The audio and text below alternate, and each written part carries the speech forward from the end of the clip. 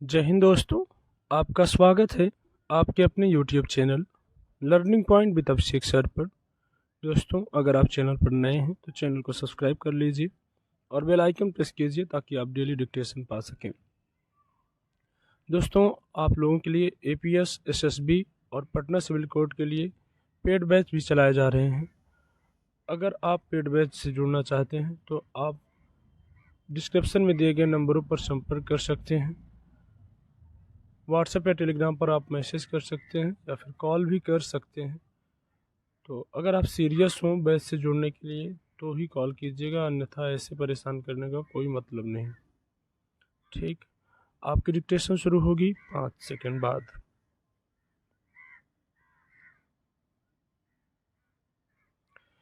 किसी प्रजातांत्रिक देश में शिक्षित नागरिकों का बड़ा महत्व होता है। जननेता नेल्सन मंडेला का कहना है, शिक्षा सबसे अधिक शक्तिशाली हथियार है। इसे हम दुनिया को बदलने के लिए प्रयोग कर सकते हैं। वास्तव में शिक्षा द्वारा ही आर्थिक आवश्यकताओं को पूरा करने के लिए हर स्तर पर जनशक्ति का विकास होता है। शिक्षा के आधार पर ही अनुसंधान और विकास को बल मिलता है। इस तरह शिक्षा वर्तमान ही नहीं, भविष्य के निर्माण का भी अनुपम साधन है। इन सब दृष्टिकोणों से भी शिक्षा को मौलिक अधिकार बनाने का महत्व स्पष्ट हो जाता है। शिक्षा ही मनुष्य को विश्व के अन्य प्राणियों से अलग कर उसे श्रेष्ठ एवं सामाजिक प्राणी के रूप में जीवन जीने के योग्य बनाती है।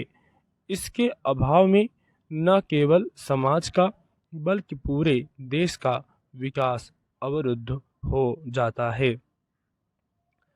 शिक्षा के इन्हीं महत्वों को देखते हुए भारत सरकार ने सबके लिए शिक्षा को अनिवार्य करने के उद्देश्य से शिक्षा का अधिकार अधिनियम पारित करने का एक प्रशंसनीय कार्य किया।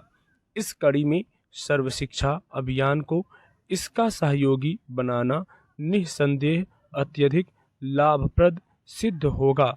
विश्व बैंक ने सर्व शिक्षा अभियान को दुनिया का सर्वाधिक सफलतम कार्यक्रम कहा है। आज देश में उच्च शिक्षा के क्षेत्र में भी ऐसे ही कार्यक्रम चलाए जाने की आवश्यकता है। मनुष्य एक सामाजिक प्राणी है।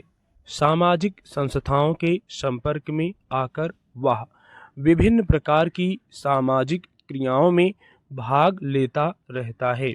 मनुष्य के इस समाजीकरण की प्रक्रिया में परिवार, पड़ोस, स्कूल, समुदाय इत्यादि का व्यापक प्रभाव पड़ता है। शिक्षा के कई उद्देश्यों में से एक समाज की इन संस्थाओं से समायोजन के लिए व्यक्ति का सामाजिक विकास भी होता है और इसके लिए रोजगारपरक शिक्षा अनिवार्य है। यदि शिक्षा रोजगार की आवश्यकताओं को पूरा करने में असमर्थ हो तो ऐसी शिक्षा का कोई औचित्य नहीं रह जाता। महान विचारक प्लेटो ने कहा था, जिस दिशा में शिक्षा व्यक्ति की शुरुआत करती है उसी दिशा में जीवन में उसके भविष्य का निर्धारण भी करती है। कोई भी समाज अपनी आवश्यकताओं की पूर्ति शिक्षा के माध्यम से करना चाहता है, इसलिए अपनी आवश्यकताओं के अनुरूप ही वह शिक्षा के पाठ्यक्रम का भी निर्धारण करता है। आधुनिक भारतीय समाज निर्धनता, बेरोजगारी, जनसंख्या वृद्धि जैसी समस्याओं से जूझ रहा है। इन समस्याओं का समाधान भारतीय समाज की प्राथमिकताओं में शामिल है। भारत में शिक्षा का उद्देश्य लोगों की आर्थिक स्थिति एवं उनके जीवन स्तर में निरंतर विकास कर समाज में सुख शांति स्थापित करना भी है। इस दृष्टिकोण से भी शिक्षा को रोजगारोन्मुखी बनाना अनिवार्य है। केवल पुरुषों को शिक्षा प्रदान कर देने से समाज का पूर्ण विकास संभव नहीं। स्त्रियों को व्यावसायिक शिक्षा प्रदान कर उन्हें आत्मनिर्भर बनाना भी देश के विकास के दृष्टिकोण से अनिवार्य है। अर्थ की प्रधानता के साथ साथ विज्ञान एवं प्रौद्योगिकी के इस युग में मानव को भी संसाधन की संज्ञा दी गई है।